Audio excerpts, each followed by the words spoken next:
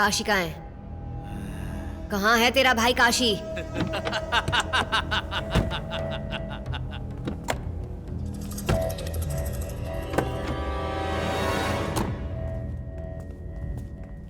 मेरे भाई को पकड़ने के लिए कितने जाल बिछाए होंगे, और तू मेरे पहले ही बिछाए जाल में फंस गई ना।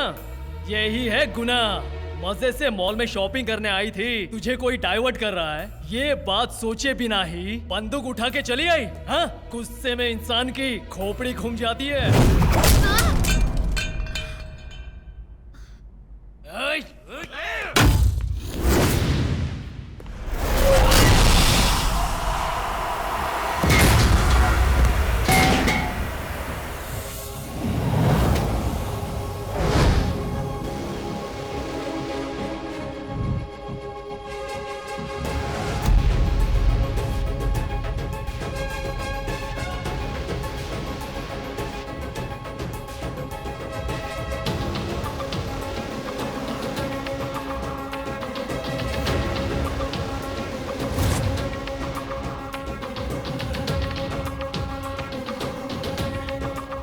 ये क्या गायत्री, बिना बताए शॉपिंग आधी छोड़कर चली आई।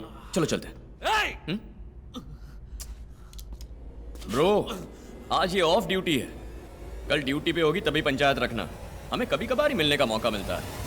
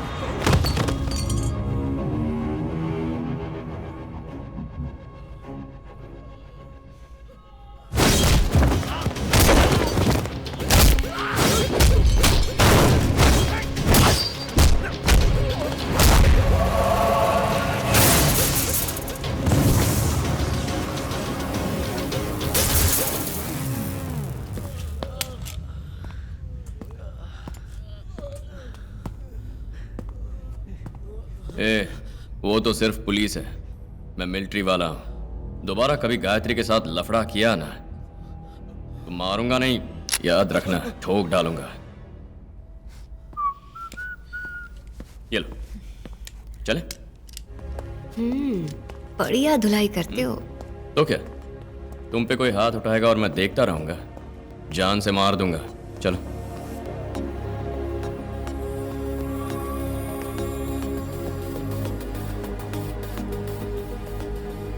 मैं थोड़ा सनका हुआ इंसान हूँ, हर चीज के बारे में सवाल जवाब करता रहता हूँ, कुरेद कुरेद के पूछता हूँ, यही है मेरा कैरेक्टर। गायत्री ने बताया था।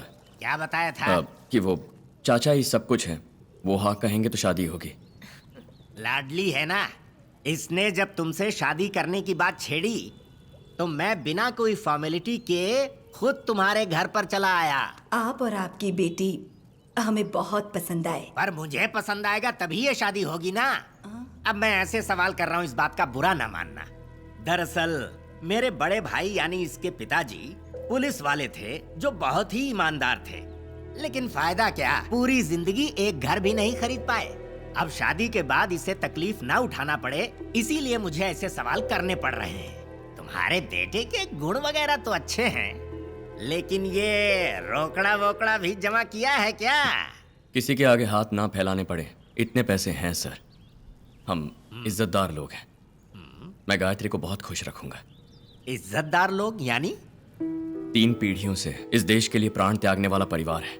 इस देश के लिए हमने कितना खून बहाया है, ये शोकेस में देख लीजिए।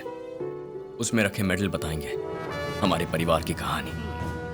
अशोक चक्र, मेरे पिता को मिला गौरव। करोड़ों रुपए देने पर भी ये नहीं मिलता है सर। सब बोल दिया। मेडल को रखकर भला ये क्या करेगी? उसे सिर्फ चाटा जा सकता है, अचार भी नहीं डाला जा सकता।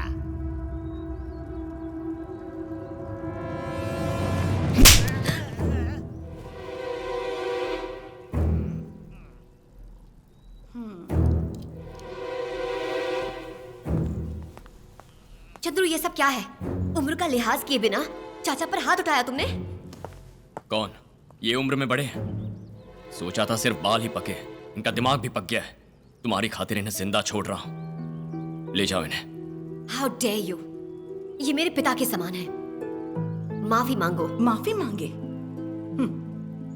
अच्छा है खून नहीं किया।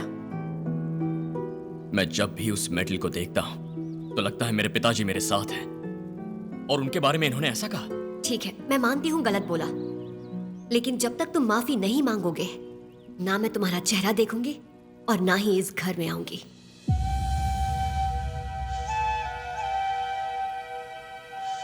चलिए चाचा जी। गायत्री, जब तक इन्होंने जो कहा है उसके लिए माफी नहीं मांगते, मैं भी तुमसे शादी नहीं करूंगा।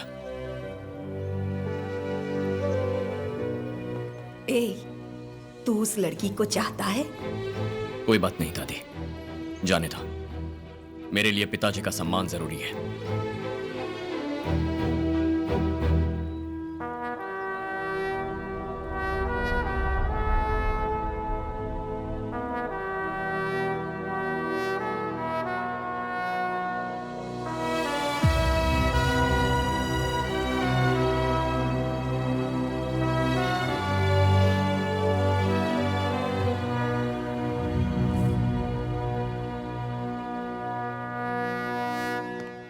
Good morning madam. चंद्रू, मैंने तुम्हें कॉल किया था, पर पता चला तुम निकल चुके हो। दादी को कुछ नहीं हुआ, छोटी सी हेड इंजरी है, नथिंग सीरियस। वो हॉस्पिटल में है, शील बी फाइन। दादी के होश में आने पर ही पता चलेगा कि एग्जैक्टली कितना पैसा और जेवर गए हैं। मुझे उसकी फिक्र नहीं, पिताजी का मेडल चोरी हो गया।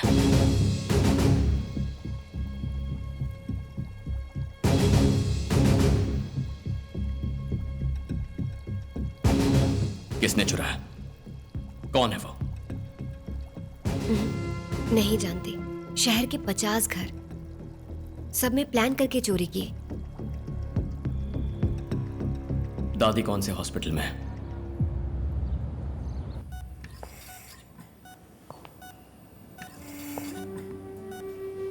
इस बार आपको अकेला छोड़कर जाने में पता नहीं क्यों अजीब सा लग रहा है दादी।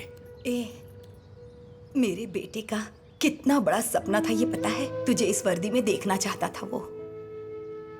तुझे इस वर्दी में देखते ना तो उनका मन भर आता। समझ नहीं आता, तेरे दादा को और पिता को ये सौभाग्य नहीं मिला। मेरा पोता अपने पिता को ये तोहफा नहीं दे पाया, लेकिन मैं भाग्यशाली हूं। तेरे दादा को देखा, अपने बेटे को देखा और अपने पोते को भी देख लिया। चलता हूं दादा।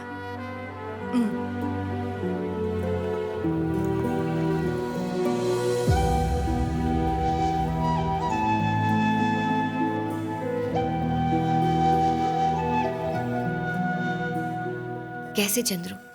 मेरे फोन करने से पहले ही? इंडिपेंडेंस डे के दिन मेरा फोन दादी ही उठाती थी, लेकिन उस दिन जब उन्होंने फोन नहीं उठाया तो मुझे शक हो गया और मैं फौरन चला आया। इस सेंसिटिव केस को मैं ही इन्वेस्टिगेट कर रही हूँ चंद्रू। बहुत जल्द उस कमीने को पकड़ लूंगी मैं। पकड़ेंगे। जिन जिन घरों में चोरी हुई वहाँ दूध डालने वाले, पेपर डालने वाले, गैस वाले, पानी वाले, किराने वाले, हर एक को पकड़ के ले आओ। चल उठ, चल गाड़ी में बैठ।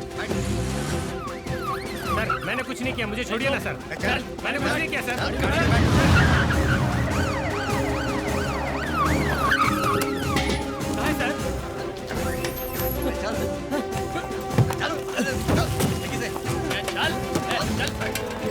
चल गाड़ी में बैठ।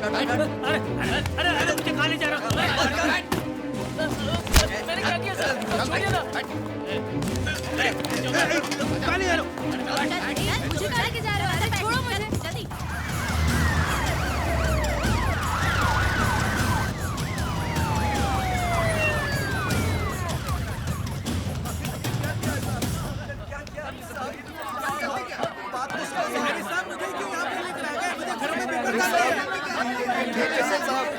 ये बहुत नाइंसाफी है साहब। चंद्रू इस तरफ आओ।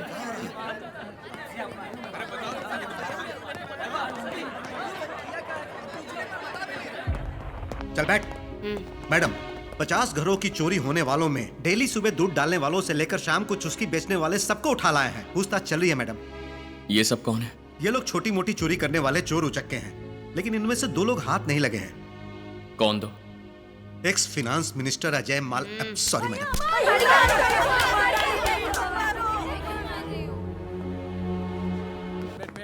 चंद्रू पहले ही 15 अगस्त के दिन इसी एटीएम में चोरी हुई है। उन्हें जब रोक रहा था तो उन्होंने मुझे बहुत मारा भैया, इसीलिए कह रहा हूं। चंद्रू कैसा भी क्राइम क्यों ना हो, इन्वेस्टिगेशन हमेशा बॉटम में रहने वाले क्रिमिनल से ही शुरू की जाती है, तभी कोई क्लू मिलता है। मुझसे बहस करेगा? कि मुझे रोकेगा? एटीएम में जाने से मुझे रोकेगा तू? हम पैसे ना निकालें, चुप रह तू। चंद्रू मैं तुमसे बात कर रही हूँ। मैं तेरी तो तू मुझे रोकेगा? हाँ, मुझे रोकेगा? उम्र का लिहाज कर रहा हूँ तो सर पे चढ़ रहा है। हाँ? तेरी इतनी हिम्मत? सर इसकी गलती है सर, एटीएम में नहीं जाने दे रहा सर। सर मैंने क्या किया? क्या किया? आप कॉलर क्यों पकड़े? सर मैंने क्या किया है? ये अखबार उठा।